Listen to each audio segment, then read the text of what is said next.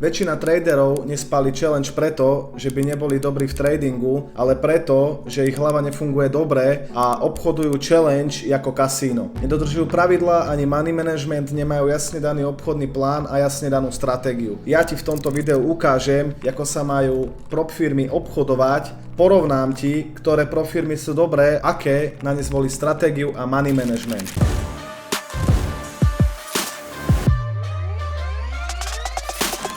Na začiatok si poďme povedať, čo je to prop trading a čo je to challenge. Môžeme si porovnať Rebels Funding versus FTMO. Aby sme všetci vedeli, FTMO je v podstate skoro prvá prop firma, ktorá vznikla.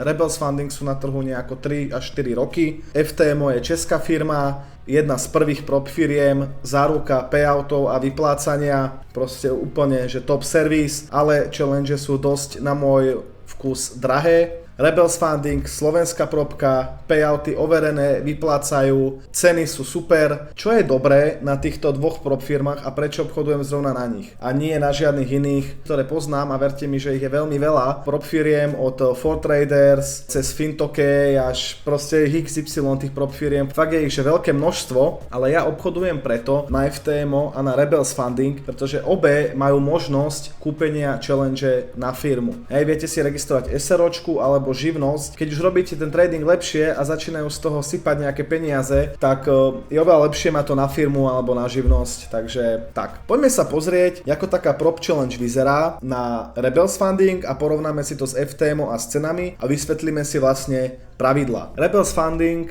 má 5 druhov challenge. Prvá challenge je basic pre začiatočníkov, volá sa Copper. Prečo je basic? Pretože je rozdelená na 4 fázy po 5%. Takže aby som ja získal tento kapitál, začneme od najmenšieho za aktuálne 6 €. A inak s kódom GG Academy 30, ak ešte nemáš žiadnu challenge u Rebels Funding a ešte tam nie je zaregistrovaný, tak na prvú tvoju challenge máš 30% zľavu. Ja odporúčam túto zľavu hlavne využiť na nejaký väčší účet, pretože na účet za 9 € je to zbytočné používať akože zľavu 3 €, ale už by som to radšej použil na nejaký väčší, napríklad na 160 000 účet, kde je tá zľava cez 100 €. Takže len taká reklamná maličká vsúka. Poďme si ale vysvetliť tú challenge, teda jak to funguje. Poďme sa pozrieť na to, aké sú pravidlá na splnenie toho účtu a jak to celé vlastne funguje. Máme tu 10 000 challenge za 28 €, takže zaplatím 28 € za to, že môžem získať kapitál 10 000 $. Aby som ho získal, musím splniť 4 fázy. V každej fáze musím urobiť 5% zisk na účet,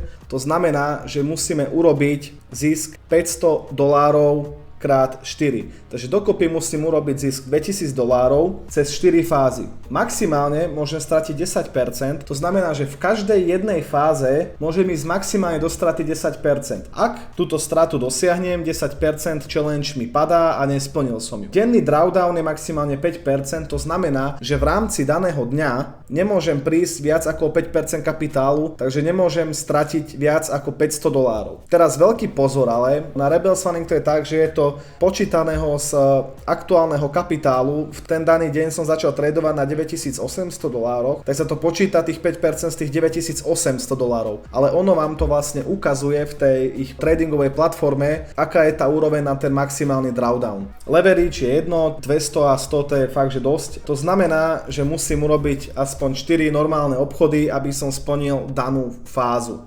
Aby som to nespravil proste na jeden trade, hej. Je to neobmedzené, môžete tu challenge plniť kľudne mesiac, 2 a ukázať, že viete konzistentne tradovať, máte na to čas, nie je to žiadno obmedzené, takže proste môžete tu challenge kľudne robiť aj pol roka. Reward pri tomto Copper programe je vlastne ten reward 80 až 90%, takže ten počiatočník, keď získate tu challenge, keď splníte ten fundovaný účet, tak máte 80% zo zisku. Takže to znamená, že keď mám 10 000 účet a podarí sa mi urobiť 10% zisk na tom fundovanom účte, tak zarobil som 1000 $ na tom účte a 800 $ mi Rebels Funding vyplatí na účet. Refund fee je, keď vlastne ak splním ten fundovaný účet, tak s prvým payoutom vám Rebels Funding vrátia poplatok za ten účet, ktorý ste zaplatili a ešte k tomu vám aj dajú vlastne nie že len ten poplatok, ale 200%, takže ešte dvakrát vám vrátia ten poplatok, hej, pri tomto Copper programe. Máte tam ešte nejakého AI mentora k tomu.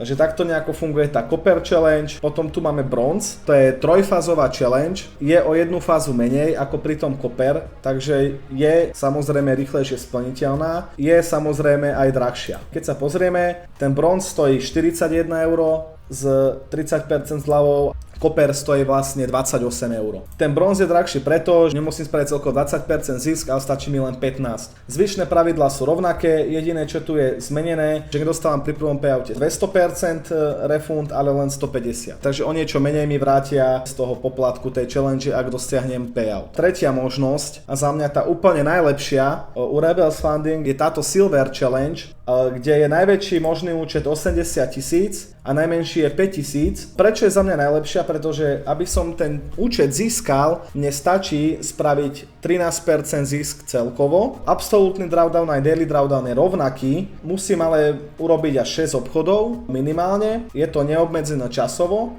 75 až 90% profit split. Ten profit split sa mení, tá reward, keď dávate na tom účte viac a viac payoutov a dostanete sa na nejaký level, tak potom následne máte väčší ten profit split. Refund fee je v tomto prípade 100%, takže vám vrátia ten jeden poplatok a môžem ten účet vyskelovať až na 160 000, čo je za mňa akože celkom zbytočná vec. Radšej si dám payout, ako by som si tam navyšoval ten kapitál. Za mňa je lepšie si kúpiť druhú challenge, ale to si prejdeme potom neskôr. Toto sú za mňa 3 challenge, ktoré odporúčam. Ak som úplný začiatočník, je to najlacnejšie aj Copper. Viem si tu zobrať 5000 účet, 1000 na skúšku, testovací stratégie, aj s tým, že ak sa mi to podarí splniť, môžem vybrať aj z toho nejaké peniaze a stojí ma to prd. 18 € nezabije nikoho. Tá bronzová je za mňa lepšia, jak chcem ten 160 000 účet, že ak chcem väčší kapitál, je to celkom cenovo dostupné a Silver je za mňa úplne že top voľba. Gold by som neriešil, to je vlastne jednofázová challenge, to vôbec neodporúčam, ani tento Diamond. Toto vôbec neodporúčam, odporúčam Silver, Bronze a Copper. Poďme si teraz porovnať tú Silver a Bronze challenge s FTMO. FTMO je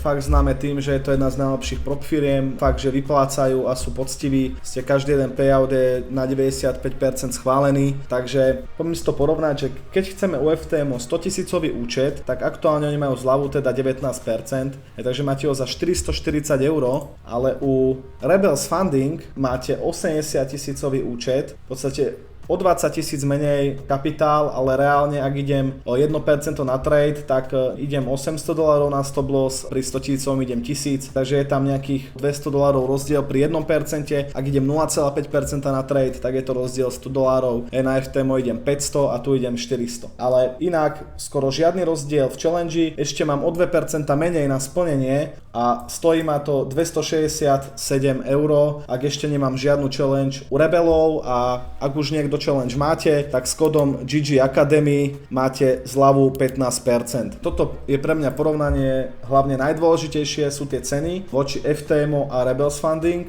Keď si to porovnáme, tak vlastne tá FTMO druhá fáza je, že prvá fáza 10%, druhá fáza 5% a Rebels Funding vlastne ten bronz je úplne to isté, len je to rozdelené na 3 fázy. A tie challenge sú oveľa lacnejšie, keď sa na to pozriete, tak tá bronz stojí 160 000 účet, 426 € s 30% zľavou, keby aj zľavu nemáte, tak stojí 609 €, ale vždy tam je nejaká zľava. S našim kódom vlastne GG Academy máte 15% zľavu, takže to vyjde možno okolo 500 €. Za 500 € máte 160 000 kapitál a tu u FTMO 200 000 účet stojí 1080 €. Je to, aké by ste mali v podstate 2 100 000 účty za cenu jednoho 100 000. Tak mi to podobne nejako vychádza. Proste je to oveľa dostupnejšie ten Rebels Funding.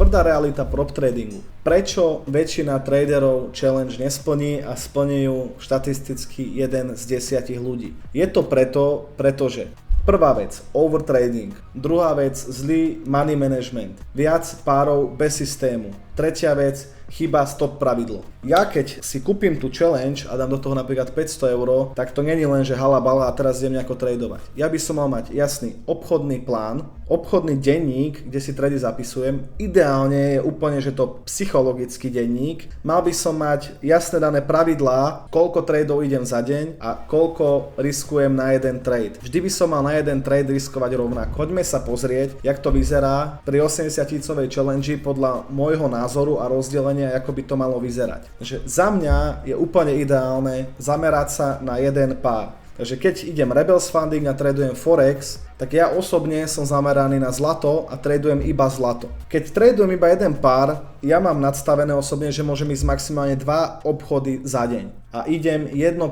na trade. Aby som splnil, ja tú challenge musím urobiť 8% a potom 5% zisk. To znamená, že ja potrebujem urobiť 8 R a potom následne 5 R, takže dokopy 13 R, aby som splnil challenge a môžem ísť maximálne 10 R do straty. Ak sa mi stane, že v daný deň mi 2 obchody nevyjdú, tak v ten deň končím a vypínam to. Je to preto, aby som sa ochránil pred tým, aby som tú challenge nespálil kvôli dennému drawdownu, aby som nerobil blbosti, aby som nerobil overtrading. Treba mať jasne stanovené pravidlá a dodržiavať to. Inak nemáte šancu tie challenge splniť a ak to splníte, je to potom náhodou. Model číslo 2 je, že tradujem viac párov. U nás v členstve v GG Academy my obchodujeme 3 forexové páry prioritne a to je zlato, US 500 a euro dolár. Ak obchodujem všetky 3 tieto páry, tak je veľmi zle ísť 1% na jeden trade, ale idem 0,5%, to znamená pri 80-tisícovom účte idem na stop loss $400 a môžem urobiť za deň maximálne 3 obchody. Je jedno, že či zoberiem 2 trady na zlate, alebo 2 trady na eure a 1 trade na US 500, ale nemôžem proste urobiť viac ako 3 obchody. Za mňa je to úplne ideálne pravidlo, pretože chránim si svoj fundovaný kapitál, chránim si svoj účet, aby som o ňo neprišiel kvôli jednému zlému dňu. Tu je nejaká simulácia strát, prečo tento model chráni účet a to je jedna strata pri 1% je $800. Ak dám 2 straty, som minus 1600. Ak dám 5 strat po sebe, som minus $4000. Ak dám 10 krát po sebe stratu, tak som prišiel samozrejme o účet. To by sa nemalo stať na základe mojej stratégie a všetkýchto vecí, ale raz za čas sa takáto vec stať môže. Na základe 100 obchodov je veľká pravdepodobnosť, že tých 10 strát po sebe prísť môže. Je tam šanca nejakých 60-70%, ide od toho, aké idete risk to reward. Ak idete napríklad 3 alebo 4 ku 1 fixne, tak je 100% pravdepodobnosť, že budete mať 7 až 10 strát po sebe. Na toto si treba dať veľký pozor a preto ja odporúčam, že ak je niekto 1% na trade a má napríklad 4 alebo 5 strát po sebe, tak aby si buď dal nejakú pauzu, aspoň 2-3 dní, alebo znížil ten risk z 1% na 0,5%, kým sa nedostane zase do pár ziskových obchodov a uvidí, že zase ide tá vlna, kde sa mu zase začne dariť. Model B je, že riskujem 0,5% na trade, takže ak mi aj 10 strát po sebe príde, že mi 10 obchodov po sebe nevíde, tak som len minus 5% na účte a som v podstate ochránený a vie mi to zachrániť tú challenge. Ja, ako hovorím, pri 1% maximálne 2 obchody za deň. Treba byť trpezlivý a fakt čakať. Ja vám vravím, že ak máte dobrú stratégiu a ste disciplinovaní a trpezliví, tak tú challenge s 1% splníte dostatočne rýchlo. Teraz si dáme situáciu, ako obchodovať napríklad zlato, ak riskujeme to 1% na trade. Ak dám prvý trade a stratu 1%, že dostanem stop loss, tak mám na výber ešte možnosť, že môžem vziať ešte jeden AAA plus setup, ktorý je fakt dobrý a mám šancu na ten druhý trade ten daný deň. Ak príde aj druhá strata minus 1% na ďalšom trade, v ten daný deň končím, lebo môj maximálny limit sú minus 2% za deň na challenge. Ak dám prvý trade 2% zisk, deň môže byť ukončený a netreba vracať profit trhu. Takže ak dám 2 alebo 3 R v daný deň, tak už viac neobchodujem a beriem profit a pokračujem až na ďalší deň. Moja najväčšia, najdôležitejšia vec, ktorú nerobím, a to je to, že neobchodujem news. Väčšinou si počkám tak, že v ten deň, keď sú news, neobchodujem do ich vyhlásenia, ale idem až po vyhlásení a čakám aspoň pol hodinu, kým sa trh nejako ustabilizuje a vznikne tam nejaký imbalans a ja na základe toho nejakých zón potom viem ďalej tradovať. Lebo je to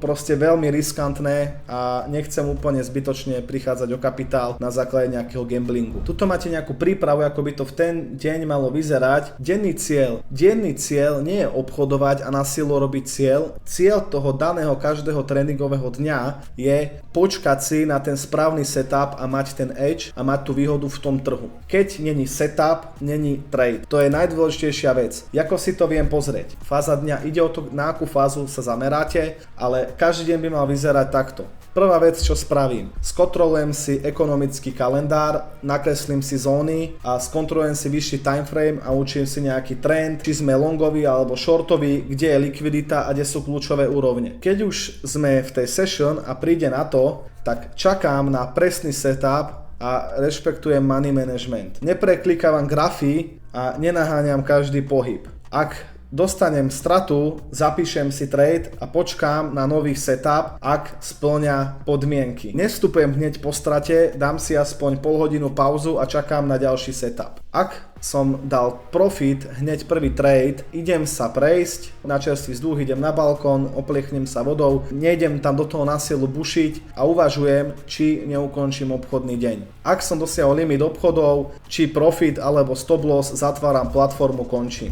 Ak sa chcete naučiť stratégie, ktoré používame my v GG Academy, do konca mája 31.5. máme členstvo zdarma a 21% zľavu na VIP členstvo a úplná bomba, čo máme v spolupráci s Rebels Funding, je tá, že každý, kto si kúpi VIP členstvo, dostane 5000 challenge úplne zadarmo. Klikaj na link a pridaj sa do GG Academy.